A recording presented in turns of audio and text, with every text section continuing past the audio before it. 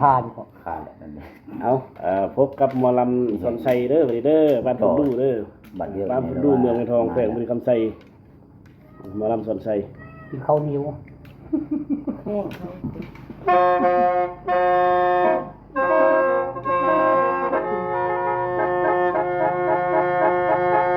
โอ้ยน้องลาเอ้ยไอ้พวกคิดถึงน้องลาเอ้ยบ่าวพี่สายทางนอนและลูกนั่งลานา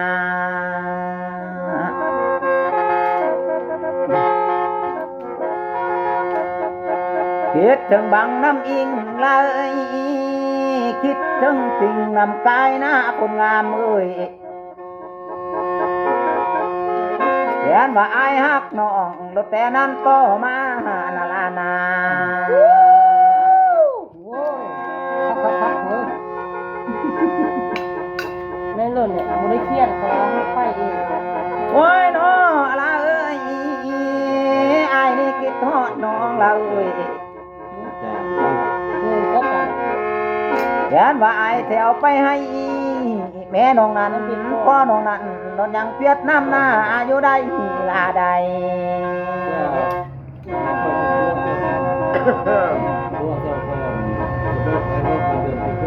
ข่าวสายลำนี่นะคิดเรื่องนางดีทางไปนาเอ้ยทางเขาเหือนแม่น้องนั้นยังก็หินตันอยู่ได้ลาใดอันโซ่ก็เสมอเนี่ยป้าเด็ดตินเด็ดมือเราโอ้ตาก็ตัวละเล็บมือค่อยเล็บมือป้อมเด็ดตินกับเล็บป้อมมดไปน้องอะไรไอ้นี่คิดทอดน้องเราเอ้ยข่าวเฮายังน้อยเล็บมือกับป้อมมดรถพากันไปขุดกิโลเด้คนงามเอ้ย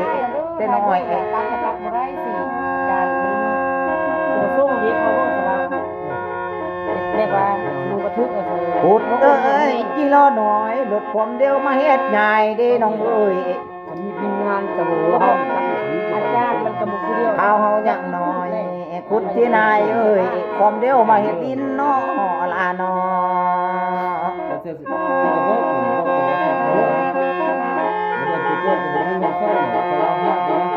ไปน้ออะไรขุดที่ล้อเอ้ยลาเอ้ยคงงามเอ้ยสั่งมาไล่แต่น้อบาดว่าน้องแบ่งไอ้แบ่งให้โตตายน้อคนงามเอ้ยบาดว่าสายแบ่งนางเอ้ยโดนแบ่งให้ตัวน้อยนั่นนา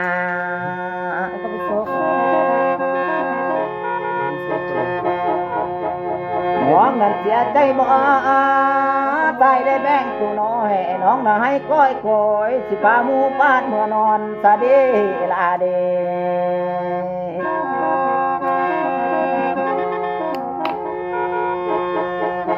เอามือแล้วนะโอ้ยน้อละเอ้ยไอ้นี่แข้งตัวน้องละเอ้ย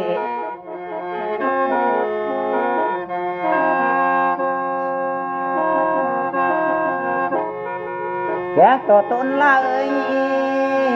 ไอ้ใบให้บกอดหน้าคาดีคนงามเอ้ยใส่ในแข้งตัวนางละเอ้ยเห็ดนาเอ้ยบ้าวใส่ลำแล้วบอกกอดหน้าห้างนา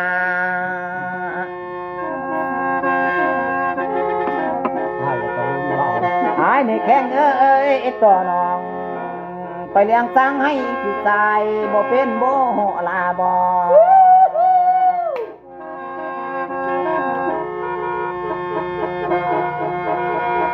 ว่าน้ออะไรแค่ว่าน้ำเต็มถ้วยหน้าคนงามเอ้ยเอาหน้าที่ตุนน้องปัดบ่เพื่อนบ่คนงามเอ้ยคนเต็มเหือนเอ้ยเต็มจานเอ้ยบ่าวพี่ชายรถบ่พร้อมบ่ลาบ่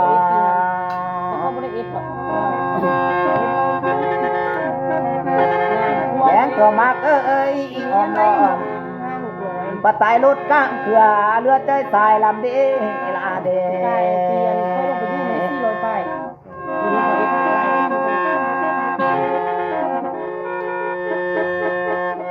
โอ้ยน้ออะไร แข้งก็ไม่ลำไตละเอ้ยคนงามเอ้ย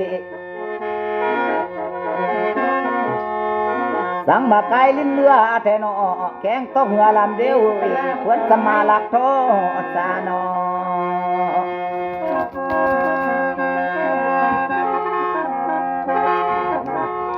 แข้งก็หมอปากกว้าง ผมว่าจะทำ แดดดำเมื่อยตุดก่อนเปิ่นปัดกายลิ้นเอาสาโนลานอ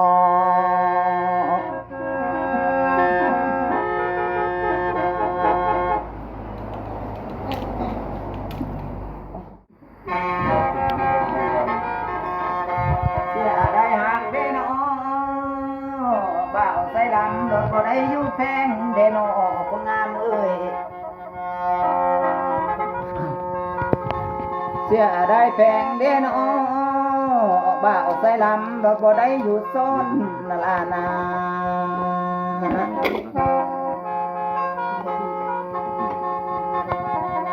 โอ้ยโนลาเอ้ยไอ้นี่เกียดเดี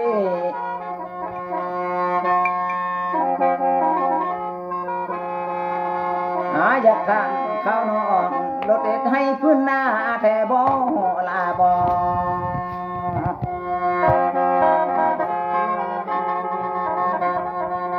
บาดว่าใส่นี่นะเห็นแล้วคำนางเอ้ยบาดว่าน้องคิดให้ปะทึกให้ป้าขาแท่นอลานอ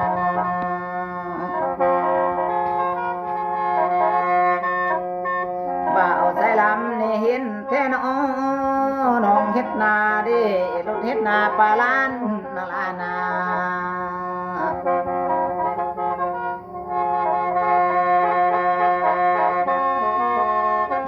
โอ้ยน้อลาเอ้ย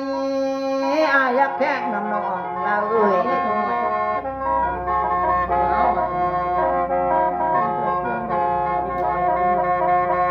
แข้งต่อให้พื้นหน้าแค่ดี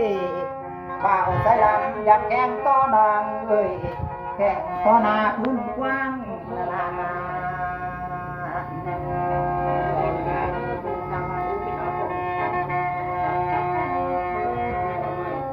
โอ้ยน้อลาเอ้ยแข้งต่อข้างตัวน้อย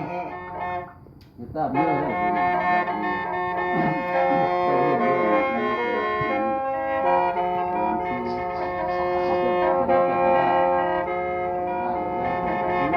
อันนี้ฮอตเ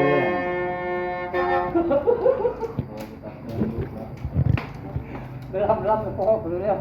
เป่าเลยนะเป่าเลยนะความตลกความตลกว้ายน้อละเอ้ยอายักไม้ดำน้องละเอ้ย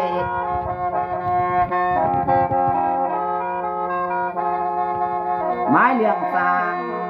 เงินละ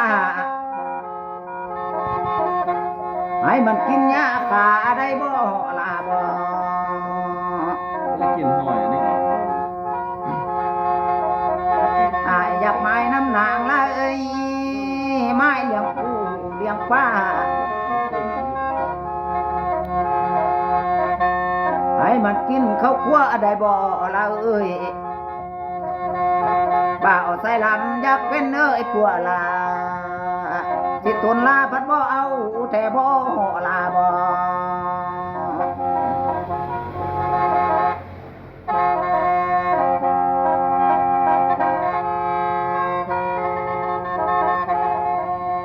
ว้ายน้อละเอ้ยไอ้ในแข้งต้อนำปัดนี้เมื่อแล้วแล้วน้อคุณงามเอ้ย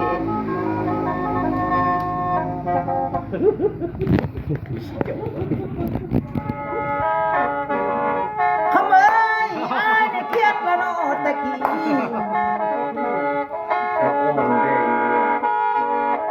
เบาใส่นาอันกินข้าวบ่บ้าเถื่อละบ่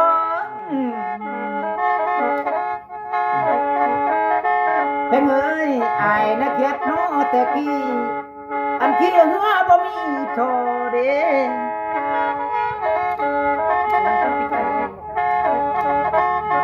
เพ่งเอ้ยไ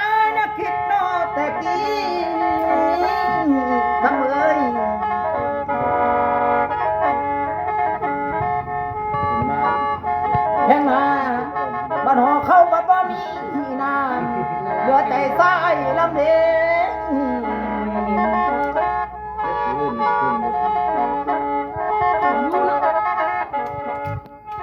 โอ้ยกำเอ้ยขันมนุษย์ง้อเข้าไปยังเอาแก้มใกล้คอนละเด้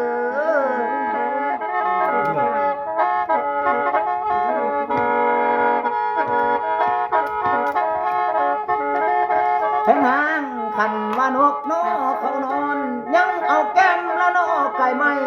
บาดว่าสู้ละนอน้องให้เอาแก้มไก่ผู้เลอละนองอะโก้ย เฮ้ยอะ อย่าเฮ้ยอย่า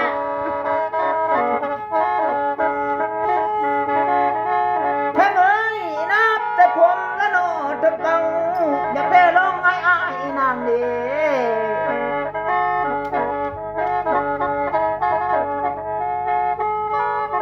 ทำเอ้ยขันว่าแข่งโนต่อน้ำ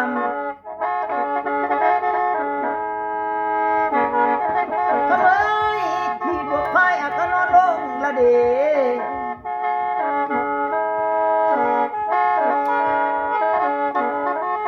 แข่งเอ้ยอายนะคิดโนสงสาร